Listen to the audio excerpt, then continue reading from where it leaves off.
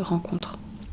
Ah oui, et je voulais aussi quand même parler vite fait de sport et mérite, parce que le domaine du sport, c'est vraiment un domaine qui est très très marqué par la valeur travail, le fait qu'il y a seule la discipline et le travail comptent et payent, que c'est un peu vous savez, le mythe du no pain, no gain, etc. Et qui valorise énormément la discipline. Et je trouve que c'est intéressant de nuancer un petit peu ce propos.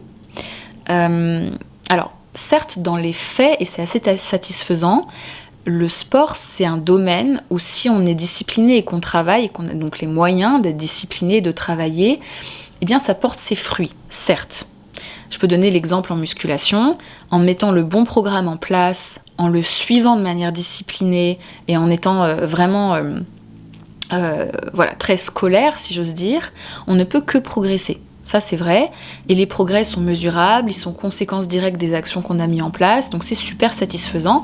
Et il y a quelque chose de fascinant à voir l'adaptation musculaire. Moi, je le vois bien notamment dans les moments de cycle de ce qu'on appelle de deload. Quand en musculation, c'est intéressant de temps en temps sur des exos de décharger un peu sur 1 ou 2 semaines. Alors, je rentre pas dans les détails.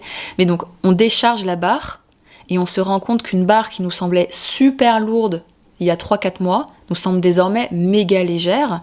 Et donc, et puis de toute façon, la progression est constatable, ne serait-ce que par le fait qu'on monte en charge de manière progressive. Et donc, on peut voir l'adaptation musculaire, etc. Bon, c'est effectivement le travail qui est rémunérateur, si j'ose dire, en musculation. Et en même temps, il y a des nuances à apporter.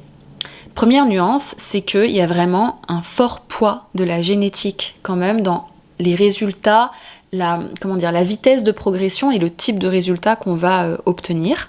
Parce qu'on part tous avec une morphologie de base, donc une taille, une ossature, des insertions, des longueurs de muscles, un certain métabolisme, etc. Et on est tous différents.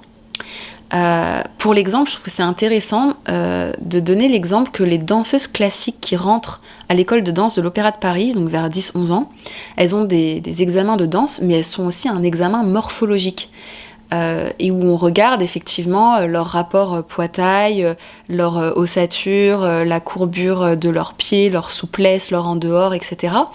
Et en fait, ça donne bien à voir qu'il y a un truc génétique, morphologique de base sur lequel on peut un peu agir, mais on part avec une certaine base, quoi. Et pareil, les athlètes de haut niveau, ils sont autant quelque part façonnés par leur sport qu'ils étaient aussi initialement faits pour le sport en particulier, n'est-ce pas ? Moi, je vois bien à titre tout à fait personnel que ma génétique fait que j'ai un vrai avantage haut du corps, un avantage triceps en particulier, c'est random, mais voilà, c'est très marquant. Moi, j'ai toujours pu, avant même de faire la moindre muscu, j'ai toujours pu faire au moins 1 ou 2 pompes, et plein de pompes sur les genoux, là où des copines à moi ne peuvent pas du tout faire des pompes genoux, par exemple. Et c'est vraiment génétique, quoi.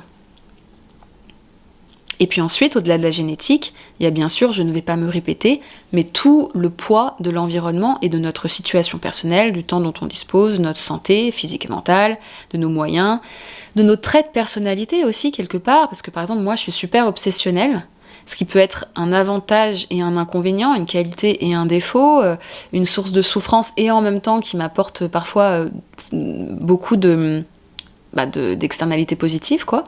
Mais ça, c'est aussi très difficile à contrôler.